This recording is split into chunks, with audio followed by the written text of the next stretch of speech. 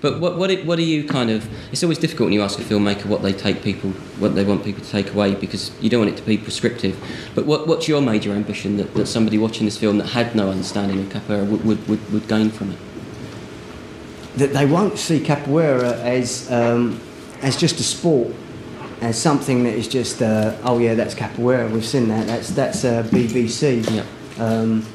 And there are some quite, there's some people that are exploiting capoeira in a negative sense, and put it in a bad context, and unfortunately that when you marry commerciality with this kind of manifestation, sometimes you don't get the desired result. Something has to suffer, and so simplifying,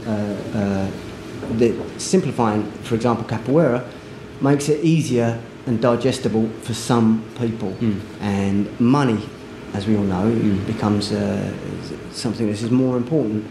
So I hope people will be able to see capoeira in a broader sense, culturally, and also to maybe look at Brazil in a slightly different way. We all have this lovely perception that everyone's happy in Brazil and everyone runs around and it's a very multicultural society. But it's actually not.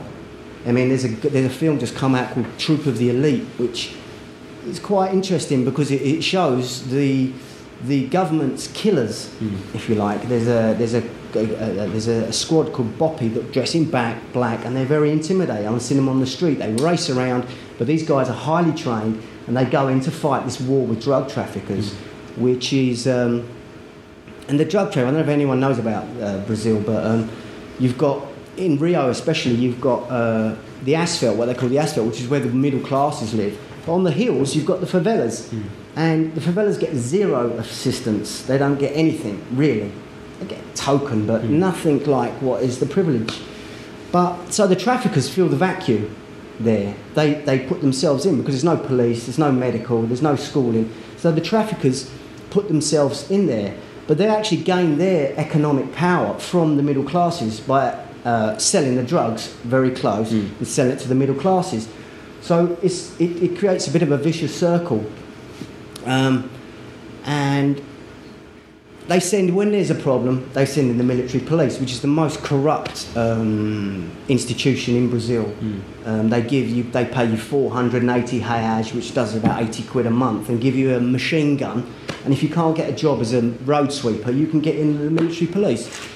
So really, it's a license to kill, basically. And the problem is that they sell the guns, they sell the drugs, and we all know it's in the story, but all over the world. But there, it's very overt.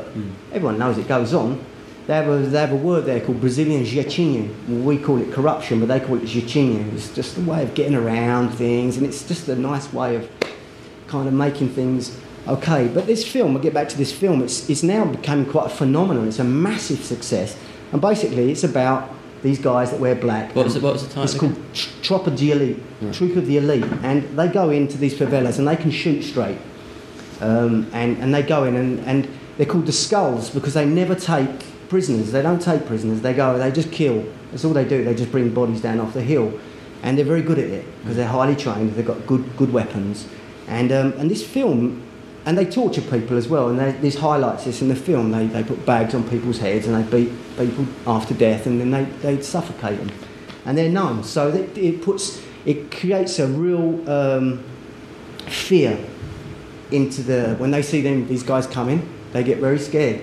So, and it's a necessary evil, I suppose, if you're setting up an apparatus where you need to be hard, you need to be tough. But this film, in the middle classes, the film is being viewed, the guys that are actually in the film, apart from being heartthrobs, anyway, now is it a fiction film or a documentary? Yes, a fiction film. Right. Portrayed as killers. Right. These guys are being hailed as kind of very as heroes of the middle classes of the society. But also it's created quite a phenomenon within the favelas as well. Because the people there tend to see this only on one side, and now it shows another side to them. It shows them in the context of who they are within society, and that's socially, and how these guys function against them. And did you go back and screen the film in the Bajada? Bajada. We haven't had the opportunity. I told you not to pick me up on my Sorry. We haven't had the opportunity yet because Husu is travelling. Right. And he insisted that he had to be there. Yeah, no, so, you can't blame him really, can you? So I think December it will go there, and we'll try to set somewhere up and cashier us and let the people come and want to come to see the film, which I think will be nice. Absolutely. For them, it's a big thing. Yeah. Well, let's see if there's some questions from the audience. It's quite hard to see actually. If people got questions they'd like to ask Daren, don't be shy. You say that and they're always shy. There's somebody, yeah. With the film, you know, it's used as a sort of salvation for the sort of deprived areas, the poverty, seen as a sort of way of escaping, going down the wrong road, etc. Would it be diminished or diluted in any way if the poverty didn't exist? You know, would the, you know, it's sort of, you know what I mean? It's held there. It's a subjective question, but yeah, I suppose it would. It would change the very nature of what capoeira is there and what it means to those people. Husu has a very defined sense of who he is, and sometimes I get a little angry with him because he could benefit more and he could take a different route, and this would be to the detriment of his work but for the benefit of his family. So yeah, I mean, as soon as you throw money into the equation, it just throws everything up into the air, and nothing seems quite the same after. But that's the beauty of the story and the beauty of his work, that he's not financially motivated, which in this day and age is quite a rare thing, I think, really. What's the certificate we see him being presented with at the end? It's a citizen of Belfort Hochel, okay, which amounts to nothing. Right. And the guy actually went on to promise lots and lots of social enticements to Husu, and nothing has come to fruition for him, which is a bit sad. And Daren, according to Husu, has he got no political aspirations either? yeah, well, that's quite a good idea. It's so obvious with that politician, you could feel that he got the cold shoulder, couldn't you? You could just feel it. Yeah, or to be honest with you, I was interested in him at all. That's a whole nother film, because the Bashada in particular, if you haven't got control of the violence in the area, you haven't got control of the politics. For example, when there's an election in the Bashada, half the candidates who put their name down, who are a little bit clueless, idealists, and have all the intentions in the world, half of them get shot dead in the first week or two. So it's still that corrupt? Well, yeah.